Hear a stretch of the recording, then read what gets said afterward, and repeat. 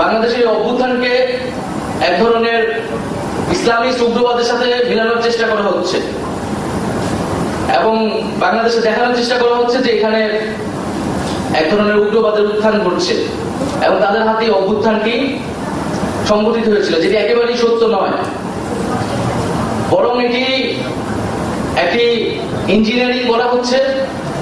কারণ আমরা জানি বাংলাদেশে ইসলামিক উগ্রবাদ তৈরি হলে ভারতের যারা উগ্রবাদী রয়েছে তাদের জন্য এটা সহায়তা হয়।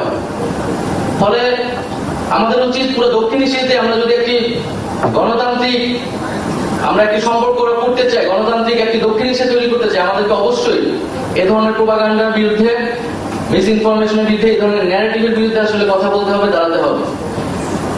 আমরা আমাদের অভ্যুত্থানের এই যে এত প্রোপাগান্ডা হচ্ছে, কিন্তু আমরা কাউকে দেখছি না আমাদের পক্ষে আসলে খুবই স্ট্রংলি লেখার জন্য, সেটা দেশেও না বিদেশেও না। এবং এই অভ্যুত্থানটিতে আসলে কারো সহযোগিতায় হয়নি। শিক্ষার্থীরা খুবই যৌক্তিকভাবে কোটা সংস্কার আন্দোলন করেছিল, কোটা সংস্কার চেয়েছিল, যেটি তারা এর আগে 2018 সালে চেয়েছিল। সরকার এবং তাদের যে বাহিনী, তারা দমন বরণ করে মানুষকে রাস্তায় নামতে বাধ্য করেছে এবং এর সাথে আরো যে সামাজিক বিষয়গুলো ছিল, সেই বিষয়গুলো সামাজিক এবং রাজনৈতিক যে আনরেস্ট ছিল সেটি কাজ করেছে এবং জনগণ আসলে রাস্তায় নেমে এসেছে। জনগণ আর দেখতে চায়নি যে তাদের ছাত্ররা, তাদের ছেলেমেয়েরা এই সরকারের পুলিশ বাহিনীর হাতে গুলিবিদ্ধ হোক, নিহত হোক, তারা তাদের দায়িত্বের জায়গা থেকে নেমে এসেছে। এবং আমরা যে 16 বছর ধরে বাংলাদেশে একটা গণতান্ত্রিক লড়াই চালিয়ে যাচ্ছি, সেই লড়াইয়ের একটা চূড়ান্ত রূপ কিন্তু আমরা পেয়েছি এখানে। ফলে আমার আহ্বান থাকবে, অনুরোধ থাকবে, বাংলাদেশের যে অভ্যুত্থান সংগঠিত হয়েছে এবং যে অভ্যুত্থান আমরা মনে করি এখনো অব্যাহত আছে এবং এই অভ্যুত্থানকে আমরা বিপ্লবের রূপ দিতে চাই, তারা আমাদের প্রতি আন্তরিক হবেন। বাংলাদেশ একটি নতুন বাংলাদেশের দিকে যাচ্ছে, সেই বাংলাদেশকে কিন্তু আমাদের বুঝতে হবে।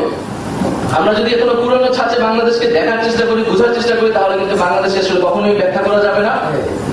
এবং পুরো যে আন্তর্জাতিক ভাবে বাংলাদেশকে নিয়ে যে ডিসইনফরমেশন হচ্ছে, মিস ইনফরমেশন হচ্ছে, সেটার বিরুদ্ধে সবাই কথা বলবেন।